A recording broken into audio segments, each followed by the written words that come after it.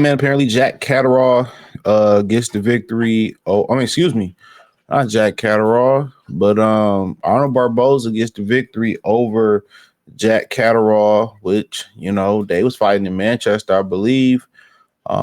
Seemed like Catterall got off to quite the start. It was a fast start. Barboza, targeted the body and ended up getting a split decision, and he was working. Barboza, for a guy who don't have a lot of punching power, he definitely knows how to make up for it. And apparently Eddie Hearn loses again. He came by a dub, and he came. Barboza had good footwork, and when you don't have power, it becomes very, very tough. When you don't have power, when you don't got power, and then you gotta hit the road and go OT or lead a country. He came out there with the right mentality. And one thing about Jack Catterall, he just lacks aggression. Jack Catterall throw 1-2 shots. He might throw a hook in there, aggressive shots, and then he take a half step back and reset and he roll out. Catterall don't go for the kill. And Barboza was able to make up with some clean, effective body work, some hooks to the head, and the punches that Barboza did land, they were eye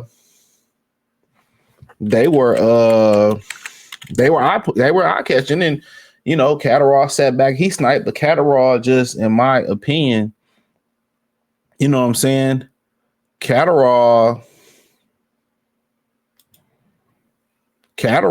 just he not aggressive enough. He seemed to have the power. He seemed to have the power, but Catterall just like boxing and sticking and moving and rolling out. He'd prefer to roll out, stick and move, box. When in reality, I feel like he should be, instead of just landing 1 or 2, 3 good shots, he should step in and run the combination again. But Catterall is a guy that throw 1, 2, maybe throw 3 punches. He's just very, very patient. You can outwork him. And that's what Barboza did. Barboza had to understand the assignment. He had a guy here that didn't throw a lot of punches. He throw the land, and when he land, he reset. He don't land and say, well, let me get aggressive and let me throw 3 or 4 more shots.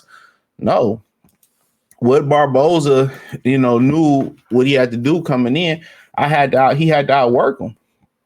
And that's not hard to do versus Jack Catterall. Catterall is, I won't even say patient. He's a very passive fighter. I met him. He's a nice guy. And that might be to his detriment. He might be too nice of a person. He might be too nice of a person. And it just show you how ass Regis Progress is. He came in there to work. He knew that he had to work him, and Barboza had good feints. He had good head movement, good footwork, good speed. I mean, even though he may not punch the hardest, his punches were eye-popping. When he landed them hooks, they were eye-popping punches. He boxed well, he moved well. He's a good balanced fighter. If he could punch, he'd be a problem. Early in the Discord, people were saying, well, he's scared. He's a little scared in this fight, but he knew he couldn't be too patient. He had to pick it up. And Catterall just don't throw enough punches. He just not aggressive enough. He's just not aggressive enough.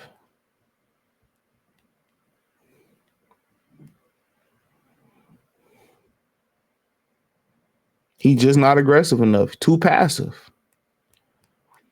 And now Barboza put himself in position to fight for T.O.'s WBO world title. Now, the thing is, T.O. gonna have a fight in Alcatraz Island. That's where the famous prison used to hold a lot of famous people out there in the Bay. He gonna go out there and do his thing.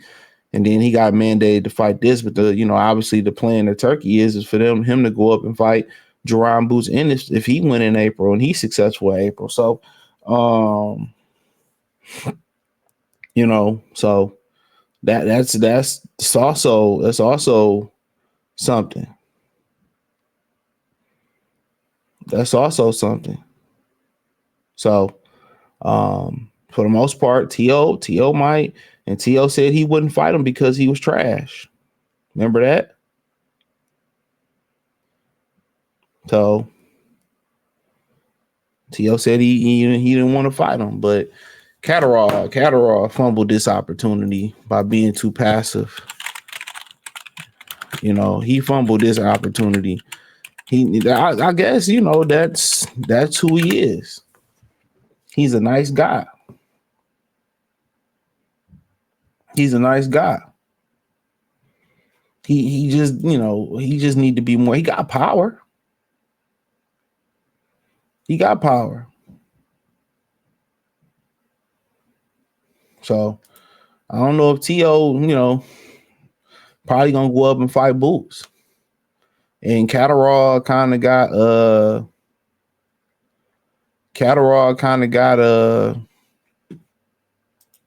I mean, Barboza kind of, you know, he got a style that can trouble T.O.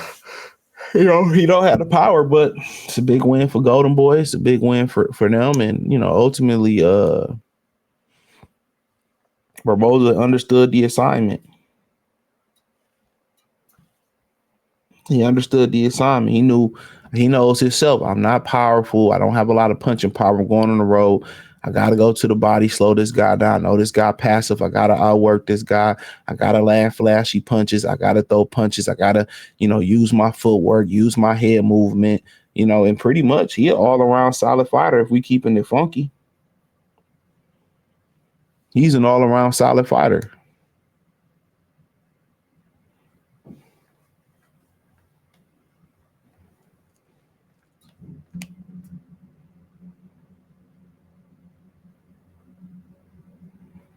So, but yeah, it worked out, you know, Catterall just whatever reason it is, he just lacks that killer instinct.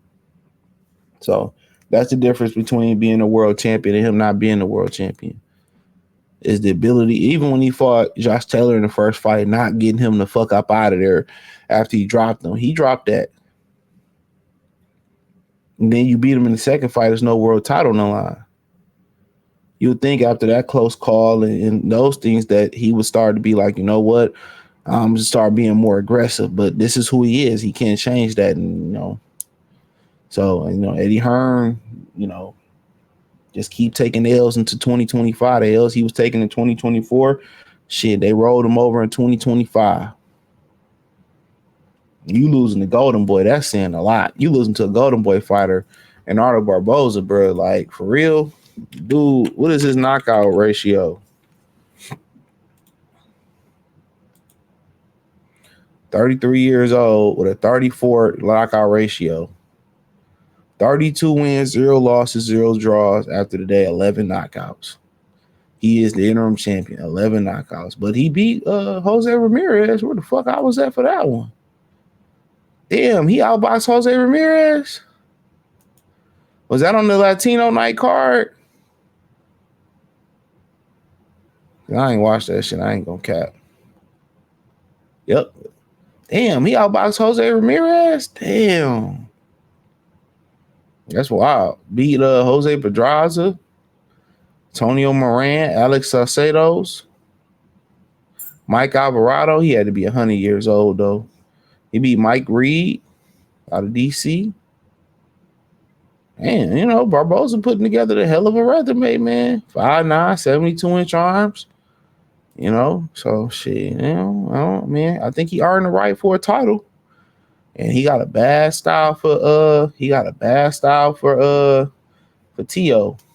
It's a bad style, but you know, don't go in there thinking, oh man, you know, nigga ain't got no power, you know, but he do a lot of other things, move his feet, got footwork, you know, he got head movement.